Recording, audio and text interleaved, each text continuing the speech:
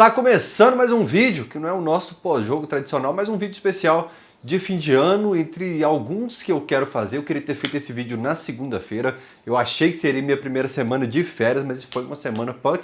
Enfim, hoje eu consegui fazer esse vídeo que é sobre o assunto treinador. Fiquei até pensando, pô, não consigo gravar o vídeo, e se o Atlético fechar logo com o treinador, eu perdi o vídeo.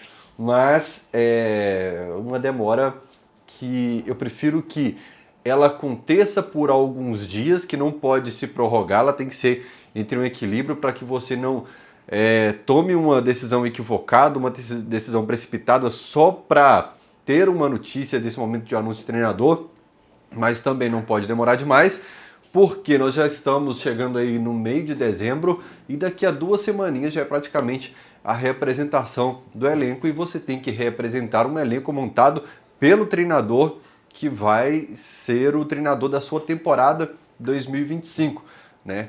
Cara, tô com racismo aqui. Tá legal, vamos lá. Então é o seguinte, turma, primeiro, fim de semana ainda tem futebol na Europa, nós ainda temos copinha pela frente aí. Eu vou convidar todo mundo a acessar kto.com, o link está fixado aqui no primeiro comentário para você se divertir então nas ligas europeias. kto.com, o link está fixado aqui, vai lá para você se divertir com muita responsabilidade. Lembrando sempre, só para maiores de 18 anos. Primeira coisa, daria para o Milito ficar?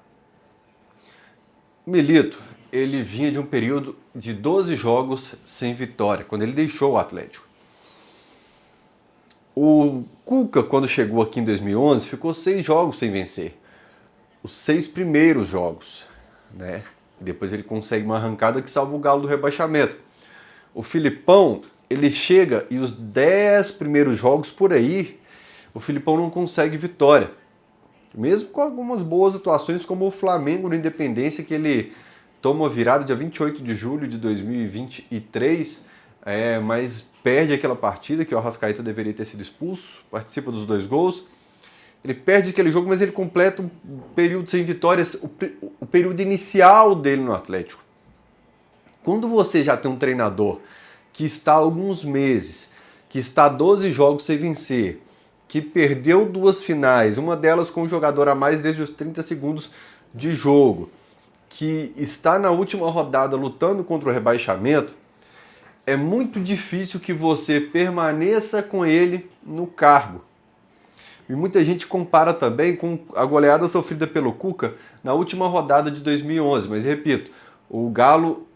Gente, eu gosto muito de estudar temporadas, eu gosto muito de estudar.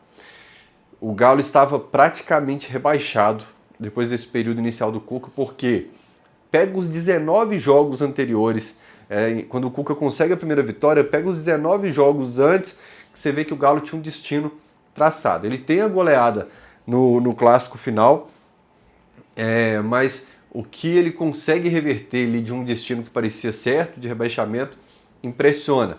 Então eu acho que são cenários diferentes em relação ao Milito. E onde que mora o perigo aí?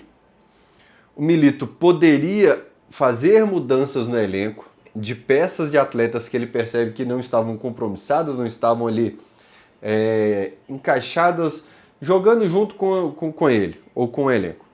Ele poderia indicar reforços que, de acordo com a ideia de jogo dele, ele poderia fazer correções e ter um elenco mais descansado no início do ano.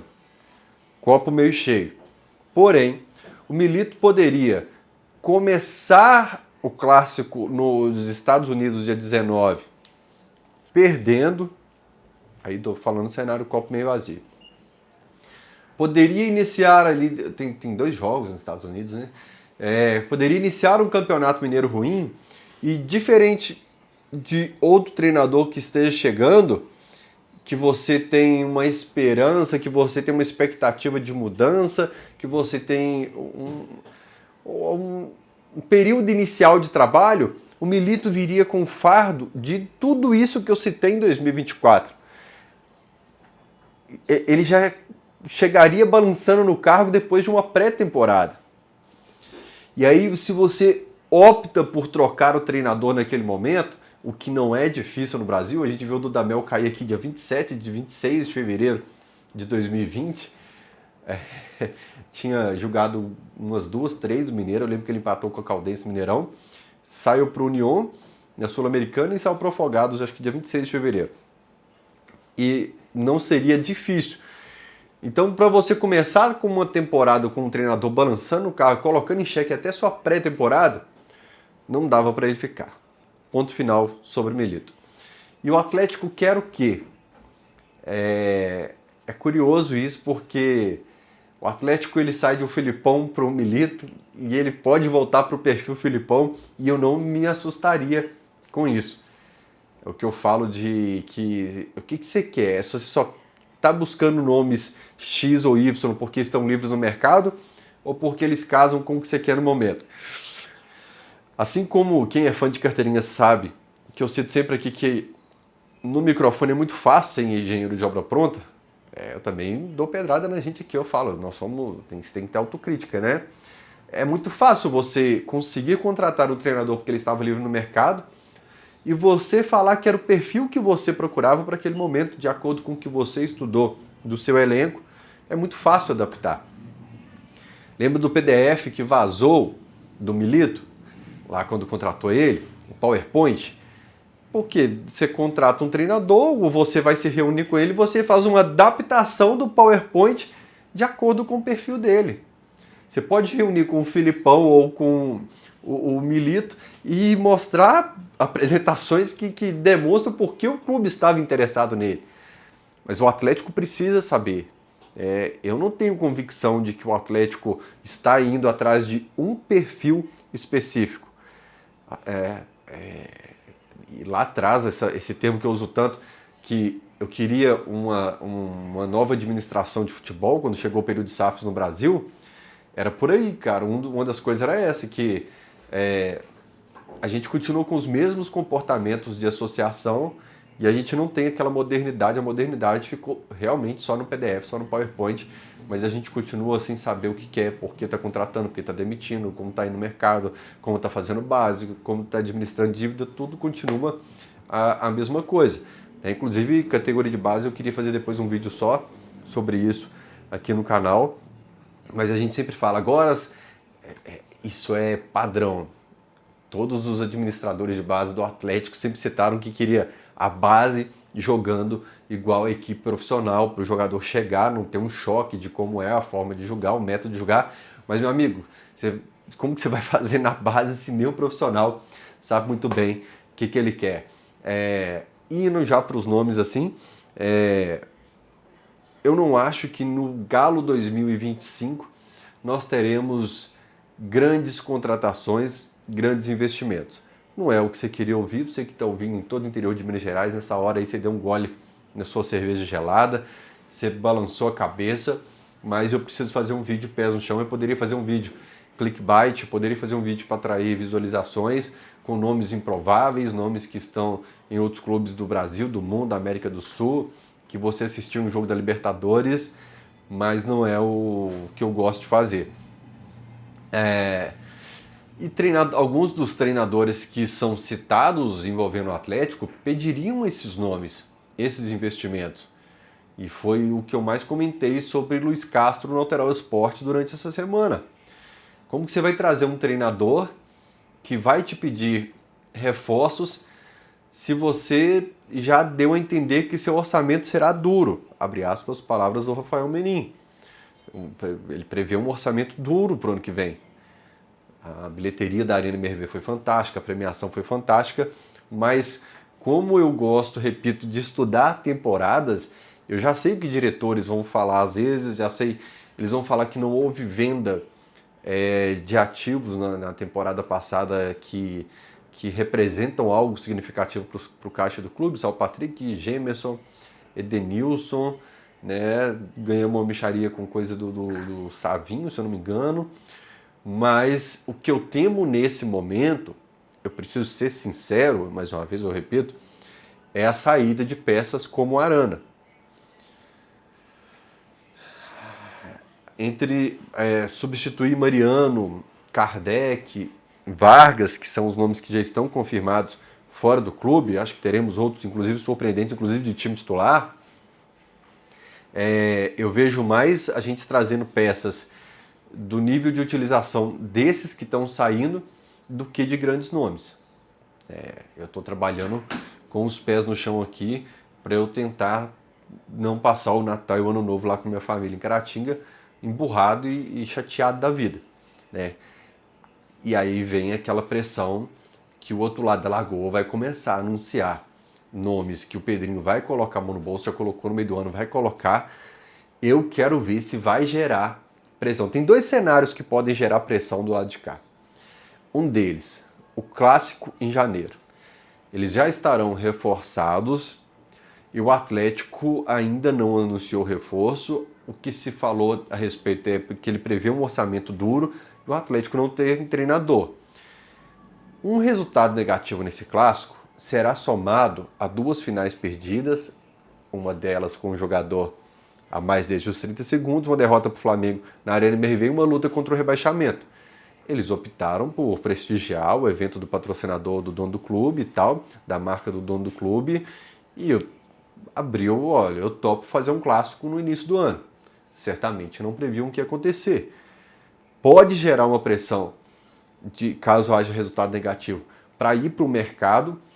E outra coisa que pode gerar pressão são os anúncios de reforços do lado de lá, com o torcedor bilionário, dono da SAF, colocando a mão no bolso e reforçando o clube que ele comprou. Isso pode gerar um confronto, uma rinha de bilionário aí, né, que é o termo que eu usei no Alterosa Sport. Mas, a princípio, o que eu penso é, Luiz Castro vai falar quanto vocês estão dispostos a gastar no ano que vem. Porque eu não sou barato, vocês ainda vão ter que gastar para reforçar o time e bancar a folha salarial disso aí. Não estão dispostos? Meu amigo, obrigado, estou ganhando um dinheirão do mundo árabe lá, estou parado em casa fazendo nada, estou jogando um Play 5 aqui, tal, o dia inteiro, não estou precisando fazer nada e está caindo milhões na minha conta todo mês. Eu não vou me queimar, porque depois vai ficar mais difícil. Eu estou olhando aqui, vocês emitem 2 treinadores por ano e não querem reforçar, não existe um ponto positivo que vocês conseguiram me pegar na reunião para eu ir. E não pode acontecer aquilo que aconteceu com o Kudê, desistir uma promessa e depois não colocar em prática, que senão, um pouco depois, alguém vem cá, busca o cara e fala, meu irmão, a revoar, você não cumpriu com o que você me falou na reunião, eu estou indo embora e estou metendo o pé. E no Conceição do Porto, eu tenho que falar para vocês que não conheço a característica do treinador.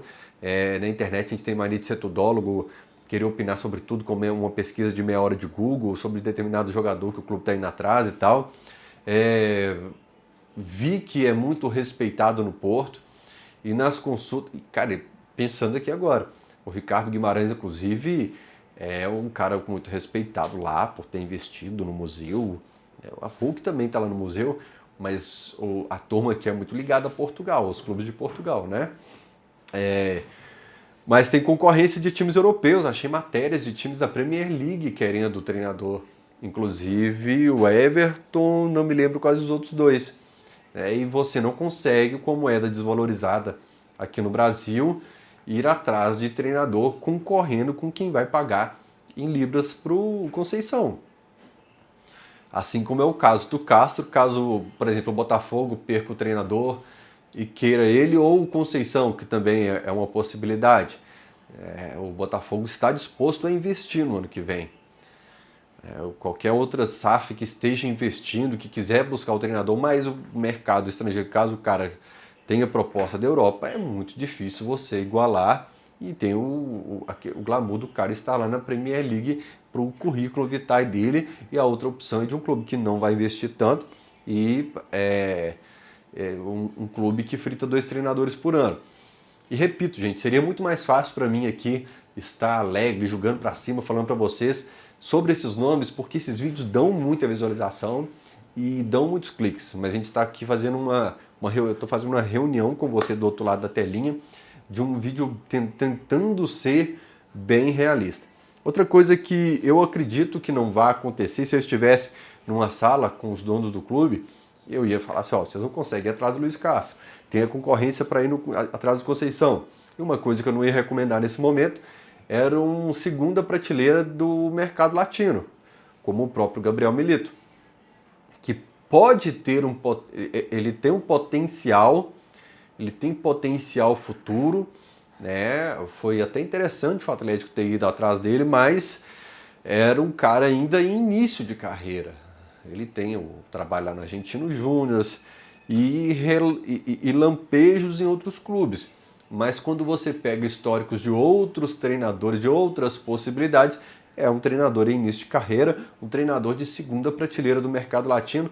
Eu concordo do Galo atrás, repito, acreditando no potencial dele. O cara poderia ter batido campeão da Copa do Brasil, da Libertadores, os 12 jogos iniciais dele impactaram bastante, né? O jogo contra o Fluminense, contra o River Plate, contra o Sport na Copa do Brasil, que aquele placar foi muito mentiroso, que aliás esse do Sport está no pacote dos 12 jogos iniciais, mas eu descartaria agora treinador da segunda prateleira. E cara, nas mensagens normalmente, quando eu era mais ativo no Twitter, tem uns anos que eu tô bem parado por lá, uns 2 anos, mas era muito no Instagram, chegar muita mensagem. Tinha um cara cabeludo, que eu acho que ele foi campeão da Sul-Americana, ele fez uma boa campanha na Sul-Americana, e todo mundo mandava o nome dele, e de repente brota um outro treinador na Argentina, e todo mundo começa a mandar o nome dele, ou de algum outro trabalho que está sendo feito lá no México e tal. Não seria o perfil que eu iria atrás no momento. Tem até nomes desempregados aí, o Crespo, que trabalhou acho que no São Paulo. Se quiser os mais experientes, tem o Tata Martino, né? Mas, repito, se tiver concorrência de moeda estrangeira, esses caras trabalham muito no mundo árabe atualmente, que é um mercado que está investindo muito no futebol. Mas você tem que saber, aí eu volto lá no primeiro tópico, o que você quer. Você tem que saber o que você quer. Pega o Galo de pós-Wagner Mancini, né? Eu acho que o Wagner Mancini fecha um ciclo de Atlético, que foi Oswaldo de Oliveira, Thiago Larque, Rodrigo Santana, Wagner Mancini, e ele inicia esse novo período pré-Sampaoli, né? O Dudamel algumas semanas, mas depois veio o Sampaoli. Como que o Atlético alterna perfis, como que o Atlético ele sai do Bolsonaro pro Lula, do Lula pro Bolsonaro, muito rápido, cara, muito rápido. E eu acho que esse será um cenário atípico. O Dudamel já chegava com o Sete Câmara entregando a chave da sede para o Menin, de uma forma ainda mais light, mas já com uma participação deles. Já tinha o Arana, o Alan já estava também, né? Tô pegando aqui pela turma que cobrou pênalti naquele 26 de fevereiro. E o Sampaoli chega sabendo que teria um grande aporte, um grande investimento, por isso você consegue convencê-lo na reunião. O Cuca substitui o Sampaoli sabendo que tem um bom time com a chegada de Nacho e de Hulk. Então ele já tinha um bom time, ele sabia que ia ter um time ainda mais forte. O Turco chega sabendo que está pegando o campeão brasileiro, campeão da Copa do Brasil e que consegue mais um estadual e é campeão da Supercopa. O Cudê também chegou com uma promessa de investimento, né? E o Filipão também falou na Rádio Gaúcha que em uma coisa foi falada para ele e depois na prática foi outra, em uma entrevista dele que circulou por aí. Dessa vez é um cenário diferente. É um cenário que nós temos um ponto de interrogação que é muito difícil você saber qual será o cenário que o treinador vai encontrar. É um Hulk que vai fazer 39 anos, é uma Arana que não termina a temporada bem, que a gente não sabe se fica. É uma Scarpa que não terminou a temporada bem. Entre outras peças, um Batalha, outros que podem aí despedir do clube. Você não sabe... Você tem o Lemos que pode sair, o Rabelo que pode sair, o Mariano que saiu, o Kardec que saiu, o Vargas que saiu. Você não sabe o que o Palácios pode entregar. É muito ponto de interrogação, cara. E você não sabe qual que vai ser o investimento, qual que vai ser o tamanho da verdinha saindo do caixa. se você vai perder o Everson.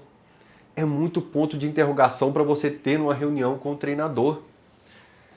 Então eu espero que internamente eles tenham mais exclamações, porque para nós, fora das quatro paredes da reunião, tem interrogação demais nesse momento. Muito mesmo. Vamos para o cenário nacional, então. Me lembro até do Maluf. O Maluf, ele não gostava de treinador estrangeiro.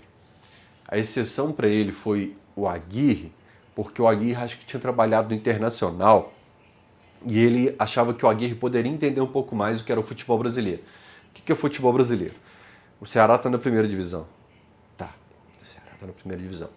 Você joga com o Ceará lá no domingo. Na quarta-feira, você vai pegar o Nacional do Paraguai e no fim de semana você vai para a Copa do Brasil enfrentar o Sport lá em cima.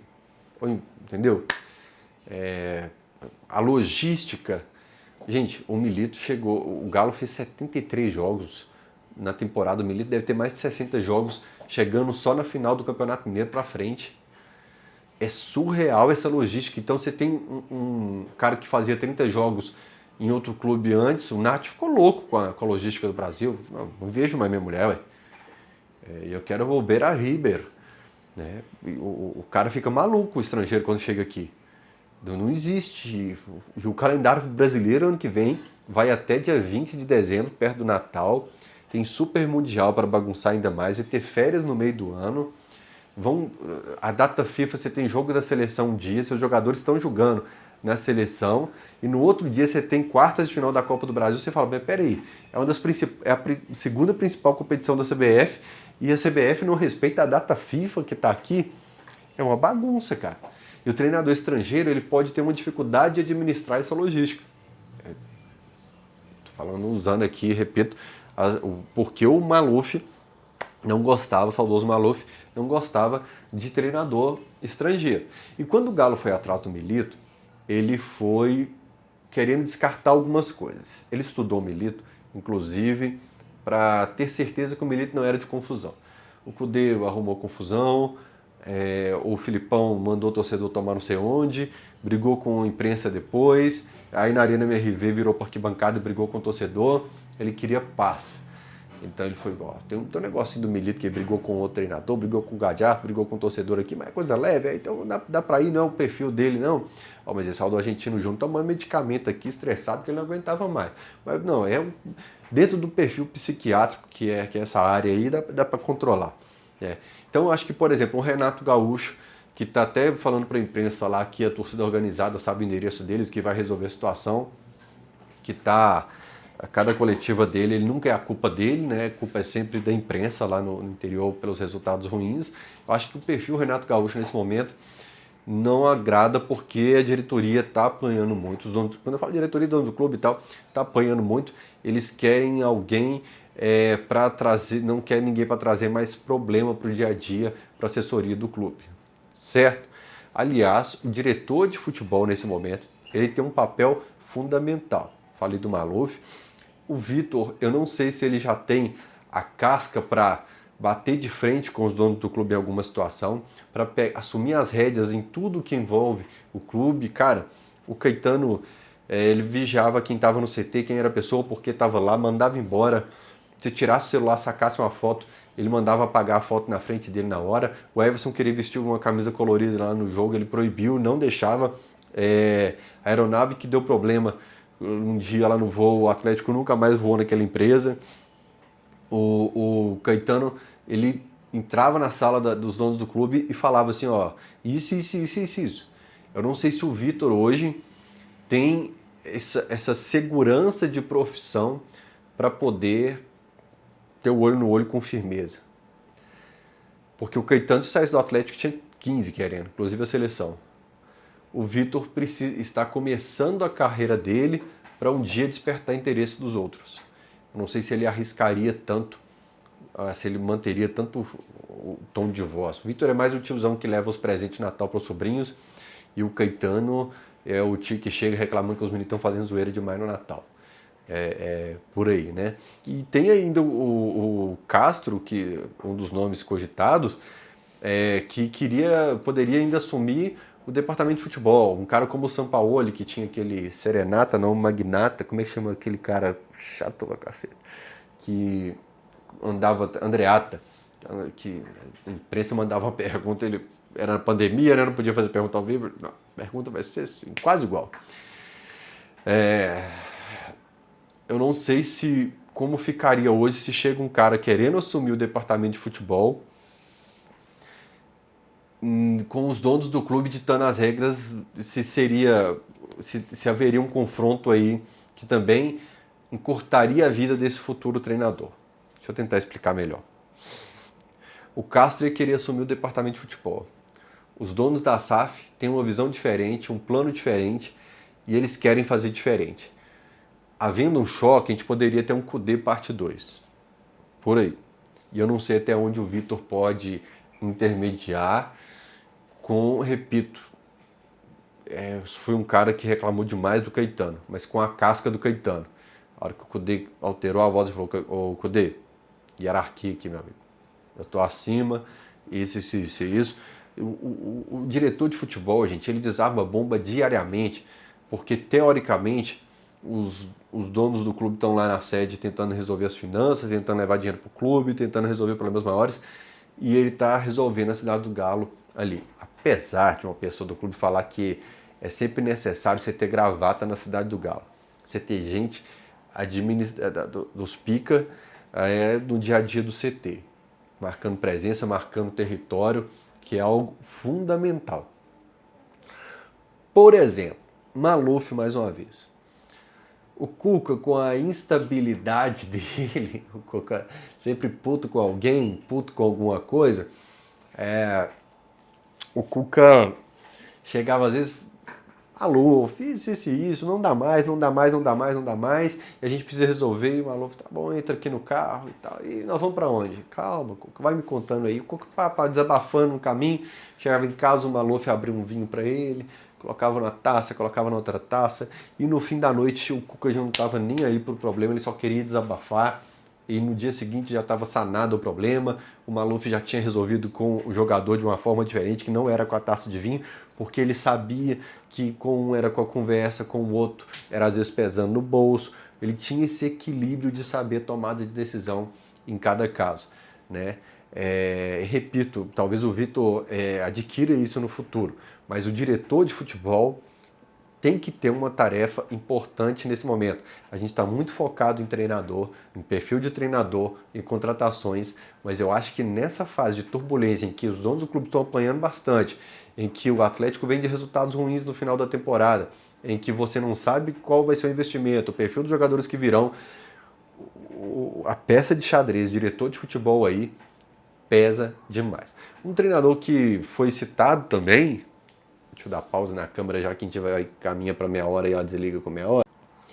Um treinador que foi citado também, eu acho que nem uma garrafa de vinho, reunindo a massa, os milhões e milhões de atleticanos em uma garrafa de vinho, e ele na sala resolveria, que é o Tite.